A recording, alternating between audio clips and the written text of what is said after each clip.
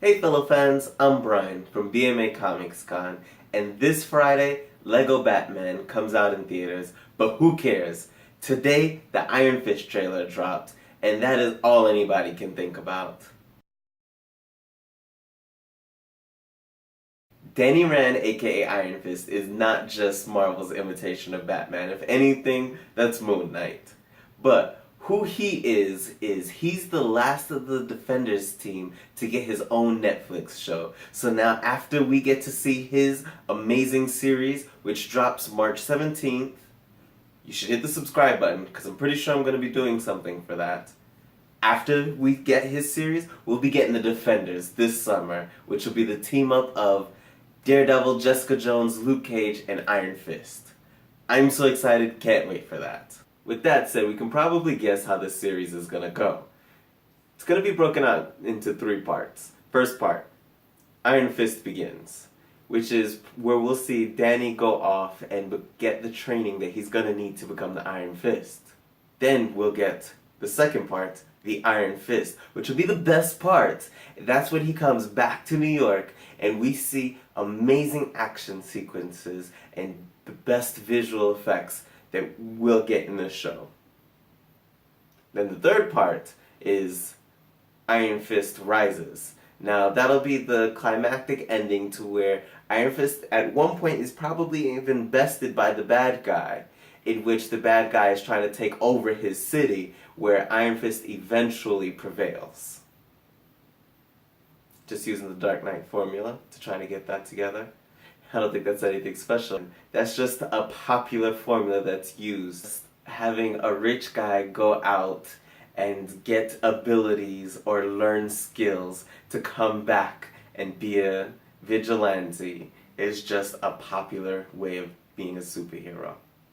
Iron Fist wasn't the only trailer that we got this week. During the Super Bowl, we also got another Logan trailer, and it sucked. I don't know what's going on. I'm still excited to see the Logan movie, but I feel like the only thing that the trailers had to offer came in the second trailer, which had the red band version, which was even better because we got to see the blood and Patrick Stewart curse. So, don't get discouraged. The Logan movie, I'm pretty sure, is still going to be good, and I'll even do a recap of the Old Man Logan story, which the movie is based off of. So, once again, hit the subscribe button if you haven't already, because that'll be coming out for you guys to help tie into the movie. I'm sure you guys have heard by now, Ben Affleck is no longer directing the Batman movie. Now, they say it's because he is trying to make sure he doesn't spread himself too thin, since he is going to be producing and starring in the movie already. He does not want to take the role as director, but, you know, me and Ben know the truth. The truth is, as he said, he is not going to direct it if the script is not good. So, when, weeks later he says he's not directing it, I think it means the script isn't good. But hopefully, with the new director and the chance for him to focus on the script with Jeff Johns, the script will actually be a much better script, and the story will be better, and we'll get an amazing Batman movie coming 2018.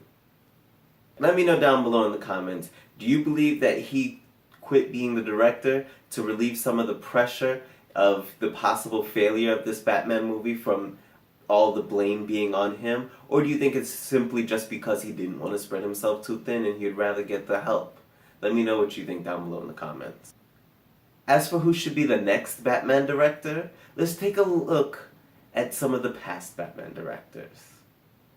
Now, we can eliminate one of them, or two, because their movies weren't that great. We can eliminate these because they're just not active anymore, leaving us great possible Batman directors to be used. And if you don't know who one of them is, you should look him up if you're old enough, because as far as comic book movies goes, he's pretty much got the best scripts there are. Speaking of great movies that are going to be coming out probably in 2018, Sony has announced that Miles Morales is going to be starring in his own movie. Now, it is going to be animated, but who cares? It's Miles Morales. He's cool. And not only is he starring in his own movie, he's starring in his own comic book. I mean, he's gone completely Hollywood, because in the last issue, He's even dating a white girl. Yes, it's official. Miles Morales and Spider-Gwen, aka Gwen Stacy, are dating. If you guys could take a moment and get serious with me for a second, I just want to warn you guys that some real stuff is about to go down here in America. Now, you don't have to believe me if you don't want to, but I'm just saying, let's turn to the good book of Marvel. Chapter Spider-Man, verse 583. If you look with me at one of the simple variant covers, at how happy Spider-Man seems during Obama's inauguration. Now, I'm not saying any judgment as to Obama's presidency. I'm just saying we survived it. He did not directly try to kill us. That's all I'm saying about it. The storyline is actually a happy time for Peter Parker. Now, let's look at what's going on right now, as we have a new president. What's going on in Spider-Man's current stories? Well, we have the clone conspiracy, where you have a bunch of people who you think are good guys are really just clones.